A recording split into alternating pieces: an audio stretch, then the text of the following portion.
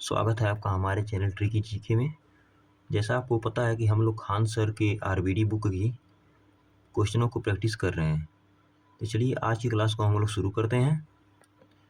Question number हमारा first है, बांग्लादेश की संसद का क्या नाम है? ऑप्शन नंबर 1 है जातीय सभा, ऑप्शन नंबर बी है मजलिस, ऑप्शन नंबर सी है people's council, option number D है सीनेट। तो बांग्लादेश की संसद का नाम है जातीय सभा। चलिए अगले क्वेश्चन पे पढ़ते हैं। अगला क्वेश्चन है, यूएसए का वह कौन सा अंतरिक्ष यान विस्फोटित हुआ था जिसमें कल्पना चावला की मृत्यु हो गई थी? ऑप्शन नंबर 1 है कोलंबिया, ऑप्शन नंबर बी है चैलेंजर, ऑप्शन नंबर सी है स्पुतनिक और ऑप्शन नंबर डी है वायेजर। तो कौन सा अंतरिक्ष यान था? तो कहेंगे भैया कोलंबिया। ऑप्शन नंबर 1 इसका आंसर हो जाएगा। चलिए अगले सवाल पे चलते हैं। हिमालय की सबसे ऊंची चोटी पर पहुंचने वाली पहली भारतीय महिला कौन थी? ऑप्शन नंबर 1 है बछेंद्री पाल, ऑप्शन नंबर 2 है शेरपा तेंजिंग, ऑप्शन नंबर 3 है संतोष यादव और ऑप्शन नंबर 4 है जुंको तवई। तो हिमालय की चोटी पर पहुंचने वाली सबसे पहली भारतीय महिला कौन थी? तो ये थी बछेंद्री पाल। कौन थी भैया? कहेंगे भैया बछेंद्री पाल। चलिए अगले क्वेश्चन में पढ़ते हैं। अगला क्वेश्चन है, भारत की पहली महिला वाइस मार्शल कौन थी? ऑप्शन नंबर 1 है एस सरस्वती थी, option number B P Bandopadhyay, option number C M Chatterjee और option number D R Reddy. तो कहेंगे भैया option number B P Bandopadhyay थी। कौन थी? पी बंदोपाध्याय। चलिए अगले सवाल पे पढ़ते हैं। अगला सवाल है, इंग्लिश चैनल को पार करने वाली एशिया की पहली महिला कौन थी? ऑप्शन नंबर 1 है बुला चौधरी, ऑप्शन नंबर 2 है आरती साहा, ऑप्शन नंबर 3 है नीलिमा घोष और ऑप्शन नंबर 4 है कल्पना चावला। तो कहेंगे भैया इंग्लिश चैनल को पार करने वाली एशिया की पहली महिला थी आरती साहा। कौन थी? कहेंगे भैया आरती साहा। चलिए अगले सवाल पे चलते हैं। अगला सवाल है हमारा, अंतरिक्ष में सबसे पहले यान कौन भेजा था? मतलब है कि अंतरिक्ष में सबसे पहले यान किस देश ने भेजा था? ऑप्शन नंबर ए है कनाडा, ऑप्शन नंबर 2 है जर्मनी, ऑप्शन नंबर 3 है यूएसए और ऑप्शन नंबर 4 है यूएसएसआर। तो अंतरिक्ष में सबसे पहले कौन पूछ रहे? तो कहेंगे भैया यूएसएसआर, सोवियत रूस। चलिए अगले सवाल पे चलते हैं। अगला सवाल है, निम्न में से किस जानवर के चलते समय एक तरफ के अगले तथा पिछले अंग एक साथ गति करते हैं? ऑप्शन नंबर 1 है जिराफ, ऑप्शन नंबर बी है नीलगाय, ऑप्शन नंबर सी है हिरण और ऑप्शन नंबर डी है ऊंट। तो हो जाएंगे जिराफ। कौन हो जाएगा? जिराफ। अगले और पिछले दोनों अंग एक साथ गति करते हैं। चलिए अगले सवाल पे चलते हैं। असम राज्य का राजकीय पशु कौन है? ऑप्शन नंबर 1 है बाघ, ऑप्शन नंबर बी है हाथी, ऑप्शन नंबर सी है एक सींग वाला गैंडा और ऑप्शन नंबर डी है बैल। तो ये सबको पता है कि एक सींग वाले गैंडे कहाँ मिलते हैं? आसाम में। इसलिए असम का राष्ट्रीय पशु कौन है? एक सींग वाले गैंडा। चलिए अगले सवाल पे चलते हैं। अगला सवाल है, मापुतो किस देश की राजधानी है? ऑप्शन नंबर 1 है सेशल्स, ऑप्शन नंबर बी है घाना, ऑप्शन नंबर सी है मोजाम्बिक और ऑप्शन नंबर डी है अंगोला। कहेंगे भैया मापुतो राजधानी है मोजाम्बिक की। तो ऑप्शन नंबर सी सी हो जाएगा। चलिए अगले सवाल पे चलते हैं। अगला सवाल है हमारा, दूसरा परमाणु बम नागासाकी पर कब डाला गया था?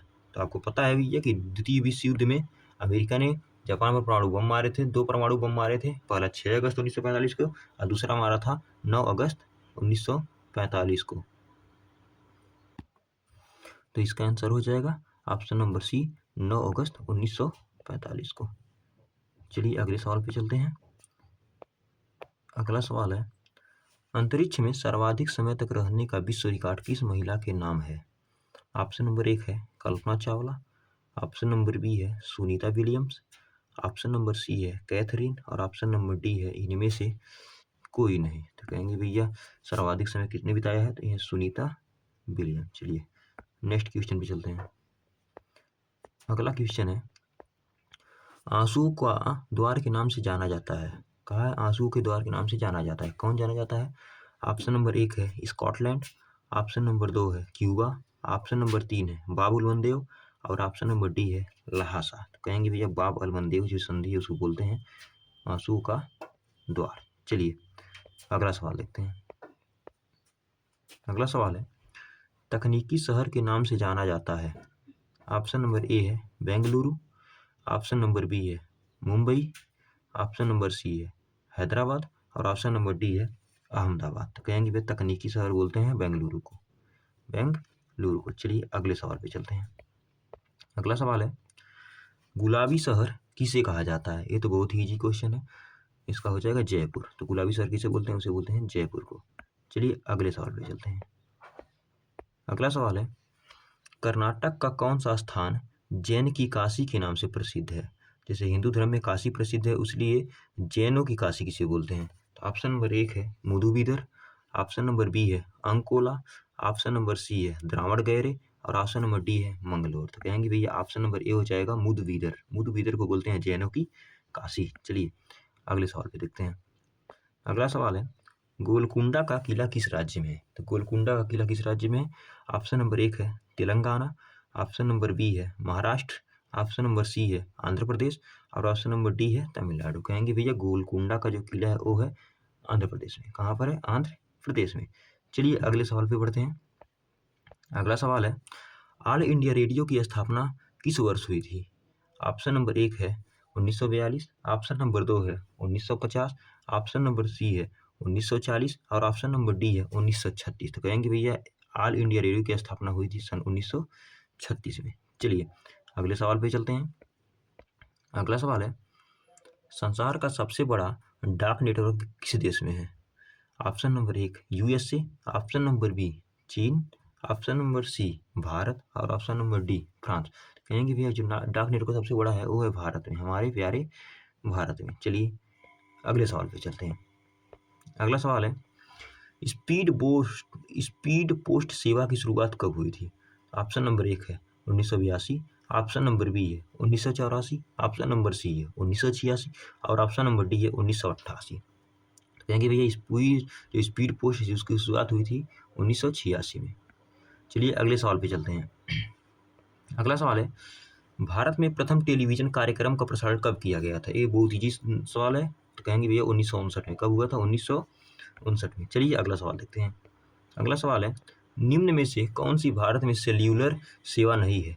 ऑप्शन नंबर एक है एयरटेल, ऑप्शन नंबर बी है ग्रीन, ऑप्शन नंबर सी है हच और ऑप्शन नंबर डी है आइडिया। तो कहेंगे भैया जो ग्रीन है वो भारत की सेल्यूलर सेवा नहीं है, तो ऑप्शन नंबर बी सही हो जाएगा।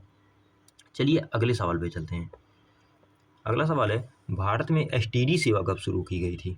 ऑप्शन नंबर एक है 1960 में, ऑप्शन नंबर बी है 1958 में, ऑप्शन नंबर सी है 1974 में और ऑप्शन नंबर डी है 1952 में। तो कहेंगे भैया जो एसटीडी सेवा की शुरू की गई थी 1960 में भारत में स्टार्ट की गई थी। चलिए अगले सवाल पे चलते हैं। अगला सवाल है इंडिया हाउस कहाँ स्थित है? ऑप्शन नंबर एक है लंदन, ऑप्शन नंबर बी है मुंबई, ऑप्शन नंबर सी है न्यू दिल्ली और ऑप्शन नंबर डी है कोलकाता। तो कहेंगे भैया जो इंडिया हाउस है वो है लंदन में। कहाँ पर है भैया? तो कहेंगे भैया लंदन में। चलिए अगले सवाल पे चलते हैं। अगला सवाल है भारत का सबसे बड़ा सभा भवन सदमुखानंद हाल कहाँ स्थित है? तो कहा है भारत का सबसे बड़ा सभा भवन सदमुखानंद हाल कहाँ स्थित है या किस शहर में स्थित है? ऑप्शन नंबर एक है कोलकाता, ऑप्शन नंबर बी है मुंबई, ऑप्शन नंबर सी है बेंगलोर और ऑप्शन नंबर डी है दिल्ली। तो कहेंगे भैया जो सदमुखानंद हॉल है वो है मुंबई में। कहाँ पर है भैया? कहेंगे भैया मुंबई में। फिर हम आप लोगों को एक बार बता दूं कि ये खान सर का जो किताब है आरबीडी रेलवे का जो विज्ञान और जीएस है उसी का हम क्वेश्चन करवा रहे हैं। चलिए क्वेश्चन नंबर 25 देखते हैं। एशिया का प्राचीनतम तथा विशालतम बौद्ध मठ कहाँ स्थित है? ऑप्शन नंबर एक है तवांग मठ, ऑप्शन नंबर बी है लहासा मठ, ऑप्शन नंबर सी है ट्रिंकोमाली और ऑप्शन नंबर डी है उलान बटोर। तो कहेंगे भैया तवांग मठ। चलिए तो चलिए अगला क्वेश्चन देखते हैं। अगला क्वेश्चन है भारत का राष्ट्रीय पंचांग किस पर आधारित है? ऑप्शन नंबर एक है शक संवत पर, ऑप्शन नंबर बी है हिजरी संवत, ऑप्शन नंबर सी है ग्रेगोरी कैलेंडर और ऑप्शन नंबर इसमें से कोई नहीं। कहेंगे भैया जो भारत का राष्ट्रीय पंचांग है वो आधारित है शक संवत। ये ऑप्शन नंबर एक हो जाएगा। चलिए अगले सवाल पे चलते हैं। अगला सवाल है मोहम्मद इकबाल ने के गीत सारे जहां से अच्छा को किसने संगीतबद्ध किया था? मतलब जो मोहम्मद इकबाल जो गीत गाए थे सारे जहां से अच्छा हिंदुस्तान हमारा, उसको संगीत किसने दिया था? ऑप्शन नंबर एक है Rabindranath Tagore, option number B है Abhinav Tagore, option number C है पंडित रविशंकर और ऑप्शन नंबर डी है चितलकर रामचंद्र। तो कहेंगे भैया पंडित रविशंकर ने दिया था। किसने दिया? पंडित रविशंकर ने। चलिए अगले सवाल पे चलते हैं। विश्व का दूसरा सबसे बड़ा पक्षी कौन है? हमको सबको पता है कि विश्व का जो सबसे बड़ा पक्षी होता है वो होता है शुतुरमुर्ग, लेकिन ये पूछा है दूसरा सबसे बड़ा पक्षी, तो कौन हो जाएगा? कहेंगे भैया एमू होता है। एमू विश्व का दूसरा सबसे बड़ा पक्षी होता है। चलिए अगले सवाल पे चलते हैं। अगला सवाल है, गुजरात में आनंद किस लिए प्रसिद्ध है? ऑप्शन नंबर 1 है दुग्ध उत्पादन से, ऑप्शन नंबर बी है ऊनी वस्त्र से, ऑप्शन नंबर सी है चित्रकला से और ऑप्शन नंबर डी है खाद्य पदार्थों से। कहेंगे भाई जो आनंद है, आनंद फेमस है, किस लिए फेमस है? कहेंगे दुग्ध उत्पादन से फेमस है। चलिए अगले सवाल पे चलते हैं। अगला सवाल है, विद्युत बैटरी का आविष्कार किसने किया था? ऑप्शन नंबर ए है वोल्टा ने, ऑप्शन नंबर बी है देवी ने, ऑप्शन नंबर सी है फैराडे ने और ऑप्शन नंबर डी है न्यूटन ने। तो कहेंगे भैया वोल्टा ने विद्युत बैटरी का आविष्कार किया था। चलिए अगले सवाल पे चलते हैं। मनुष्य चंद्रमा पर पहली बार कब उतरा था? ऑप्शन नंबर 1 है 1960 ईस्वी में, ऑप्शन नंबर बी 1969 में, ऑप्शन नंबर सी 1940 में और ऑप्शन नंबर डी 1971 में। कहेंगे भैया ऑप्शन नंबर बी हो जाएगा 1969 में। चलिए अगले सवाल पे चलते हैं। अगला सवाल है, संसार की जल यात्रा करने वाला पहला व्यक्ति कौन था? ये बहुत ही इंपॉर्टेंट क्वेश्चन है। ऑप्शन नंबर 1 है मैगेलन, ऑप्शन नंबर बी है captain Cook, option number C है वास्को डी गामा और ऑप्शन नंबर डी है रॉबर्ट पियरे। कहेंगे भैया ऑप्शन नंबर 1 हो जाएगा मैगेलन। मैगेलन जल यात्रा करने वाला पहला व्यक्ति था। चलिए अगले सवाल पे चलते हैं। अगला सवाल है, गोतुल क्या है? तो गोतुल क्या है? ऑप्शन नंबर 1 है रांची की जनजातियाँ हैं, ऑप्शन नंबर बी है हिमाचल प्रदेश की जनजातियाँ हैं, ऑप्शन नंबर सी है नागालैंड की जनजातियाँ हैं और ऑप्शन नंबर डी है इनमें से कोई नहीं। तो इसमें ऑप्शन नंबर डी है इनमें से कोई नहीं। जो गोतुल होती हैं ये मेनली गौड़ जनजातियाँ होती है। गोतुल क्या होता है?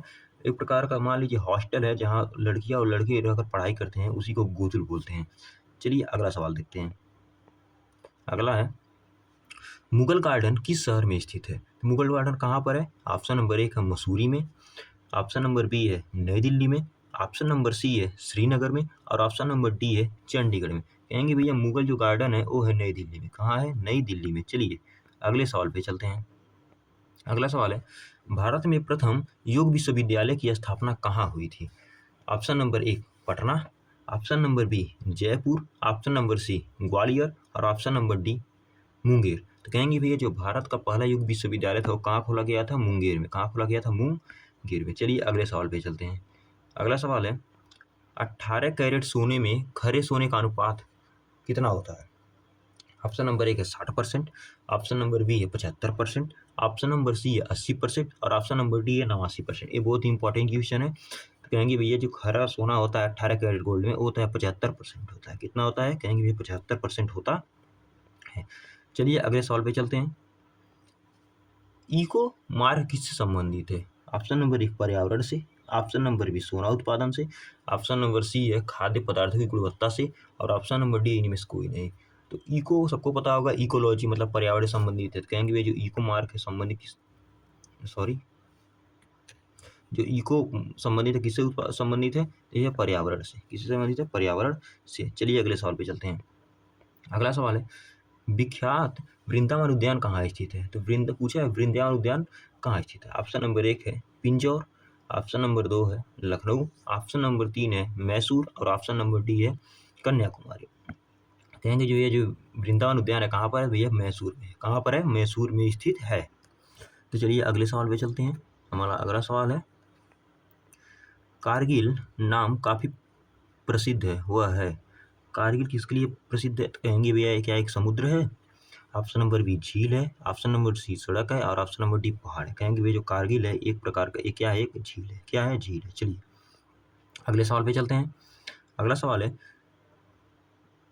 विश्व में सबसे पहले परिवार नियोजन को सरकारी स्तर पर अपनाने वाला देश कौन सा है? ऑप्शन नंबर 1 है भारत, ऑप्शन नंबर बी है अमेरिका, ऑप्शन नंबर सी है चीन और ऑप्शन नंबर डी है जर्मनी। कहेंगे भैया जो परिवार नियोजन है कहाँ सबसे पहले अपनाया गया था? भारत में। चलिए अगले सवाल पे चलते हैं।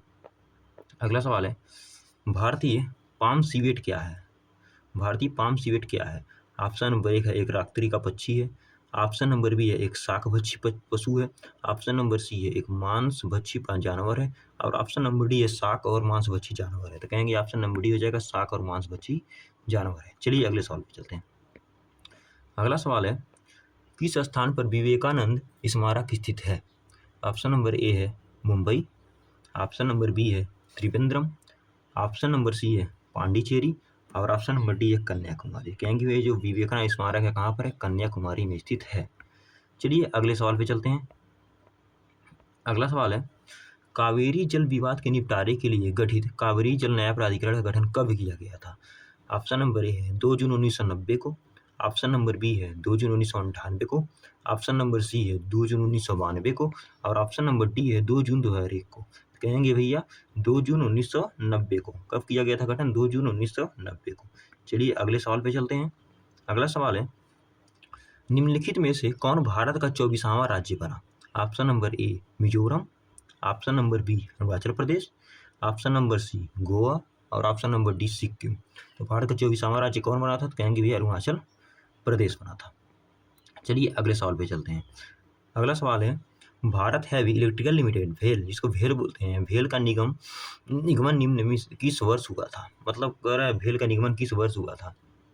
ऑप्शन नंबर ए है 1964 में। ऑप्शन नंबर बी है 1958 में।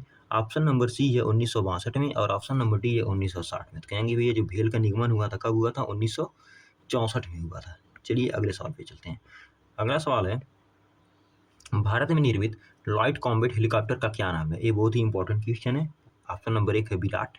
ऑप्शन नंबर बी है तेजस। और ऑप्शन नंबर सी है पवन। और ऑप्शन नंबर डी है पुष्पक। कहेंगे भैया जो लाइट कॉम्बैट हेलीकॉप्टर वो है तेजस। कौन है? तेजस है। चलिए अगले सवाल पे चलते हैं। अगला सवाल है, निम्नलिखित में से कौन सा दिल्ली में यूनेस्को की विश्व धरोहर स्थल नहीं है? मतलब पूछा है कि ऐसा कौन सा धरोहर स्थल है यूनेस्को का जो दिल्ली में नहीं स्थित है? ऑप्शन नंबर एक है हुमायूं का मकबरा। ऑप्शन नंबर बी है एलिफेंटा गुफा। ऑप्शन नंबर सी है कुतुब मीनार।